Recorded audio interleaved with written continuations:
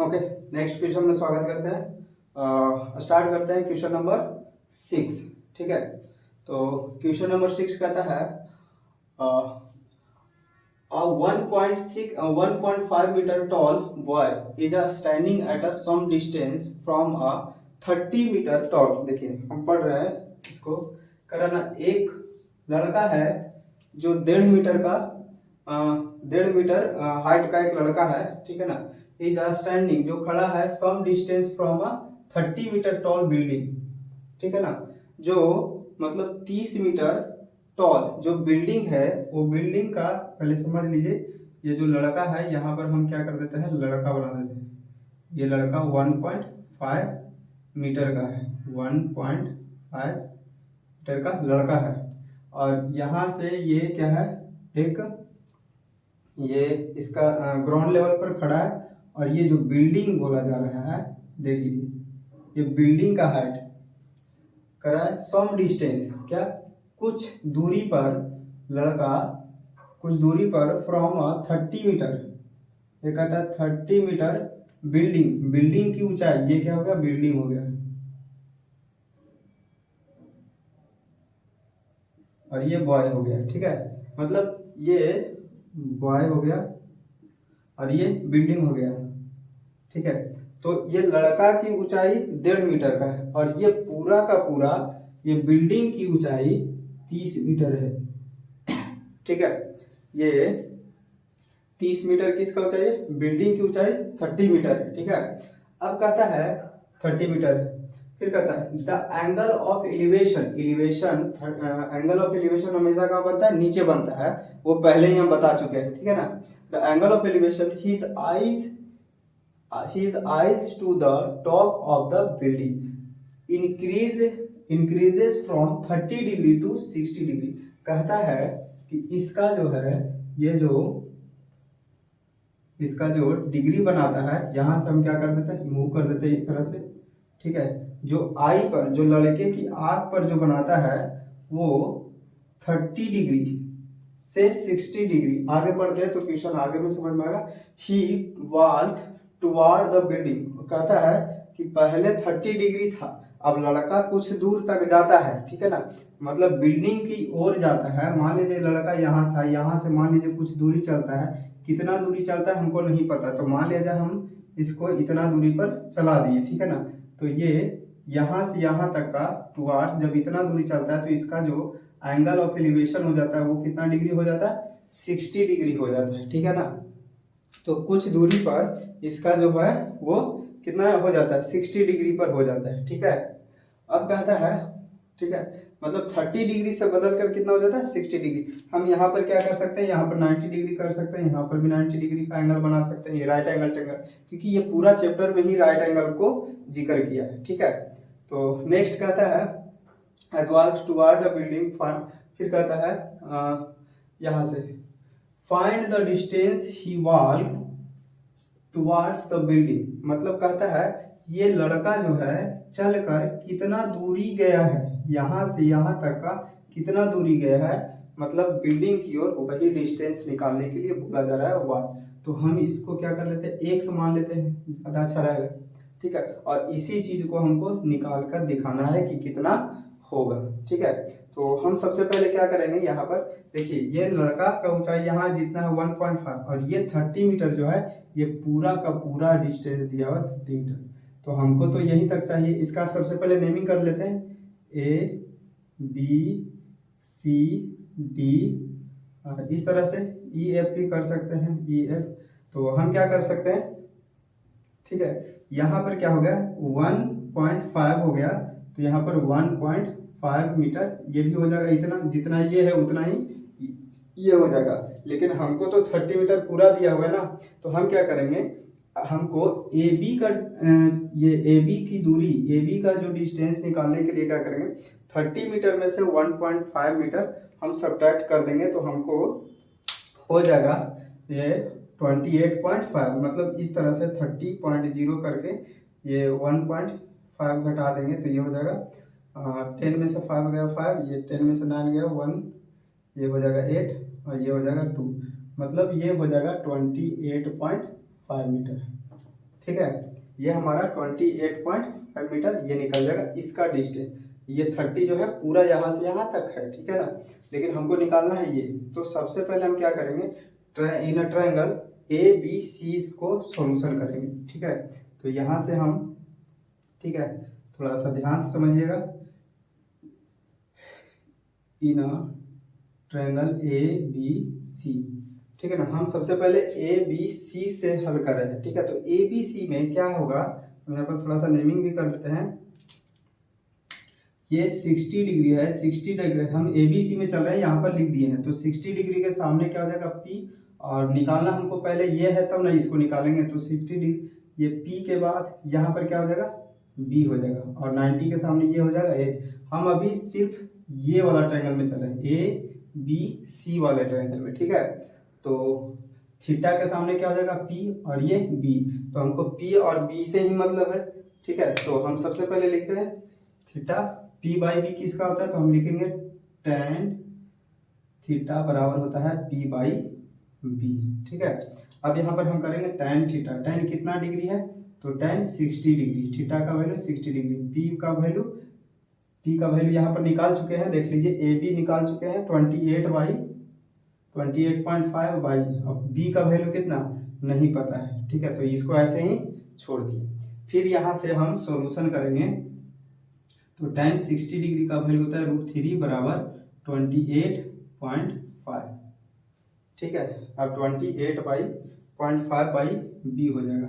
तो cross multi, इसके नीचे 1 मान लेते हैं, क्रॉस मल्टीप्लीकेशन करते हैं। चलिए यहाँ से हम हल करते हैं, ठीक है, स्पेस नहीं है तो ध्यान से समझिएगा। तो यहाँ पर क्रॉस मल्टीप्लीकेशन करेंगे तो क्या हो जाएगा, b√3 इज इक्वल टू 28.5 हो जाएगा, ठीक है। तो ऐसा करते हैं, अगर पॉइंट हटाएंगे तो यहाँ पर आ जाएगा 10, ठीक है ना। तो ये हो जाएगा b√3 इज इक्वल टू 28/10 हो जाएगा। ये इस तरह से हम हल कर दिए। अब ये √3 मल्टीप्लाई में है, ठीक है, यहाँ पर आएगा तो डिवाइड में हो जाएगा, मीन्स इसको सॉल्यूशन करेंगे तो ये b इज इक्वल टू हो जाएगा 285/10 मल्टीप्लाई 1/√3, मतलब यहाँ पर भी लिख सकते हैं हम इंटू करके √3, क्योंकि मल्टीप्लाई में है तो नीचे में डिवाइड में ही आ जाएगा, ठीक है, मल्टीप्लाई में तो डिवाइड में आ जाएगा। लेकिन देखिए यहाँ पर हम √3 को क्या करेंगे ना, इसको रेशनलाइजेशन करने का कोशिश करेंगे। तो हम इसको रेशनलाइजेशन कर देते हैं, √3 ऊपर में भी और √3 नीचे में भी, ठीक है। तो थोड़ा सा आसान हो जाएगा करने से, 285 मल्टीप्लाई √3 बाई क्या हो जाएगा, ये 10 मल्टीप्लाई √3 मल्टीप्लाई √3 3 हो जाएगा, ठीक है। इसको सब्ट्रैक्ट कर देते हैं, देखिए 5 से काटेंगे, 5 2 जा 10, यहाँ पर 5 से डिवाइड करेंगे, 5 5 जा 25 और 3 8 5 5 7 जा ये इतना आ जाएगा, ठीक है। मीन्स ये हमारा b का जो वैल्यू आ जाएगा 57 इंटू √3/2 मल्टीप्लाई 3, ठीक है, ये इतना आ जाएगा।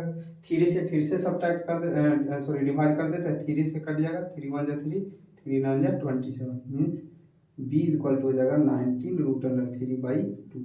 ये हमारा किसका वैल्यू आ गया, b का वैल्यू आ गया, ठीक है ना। जब इसको हम सॉल्व करते गए तो हमारा b का वैल्यू यहाँ पर आ गया, ठीक है ना।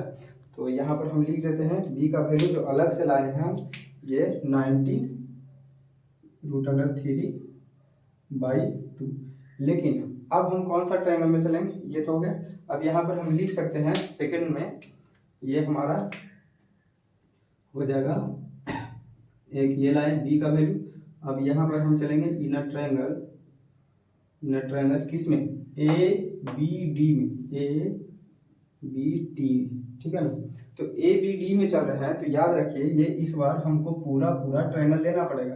तो ये थोड़ा सा हम एक छोटा सा ट्रायंगल बना के दिखा दे रहे हैं, ये इस तरह से है, ए बी सॉरी इस तरह से है बना हुआ, ए बी डी, ठीक है, ए बी डी। और यहाँ पर देखिए ध्यान से, तो यहाँ पर डी के पास 30 डिग्री है और यहाँ पर है 28.5, ठीक है ना।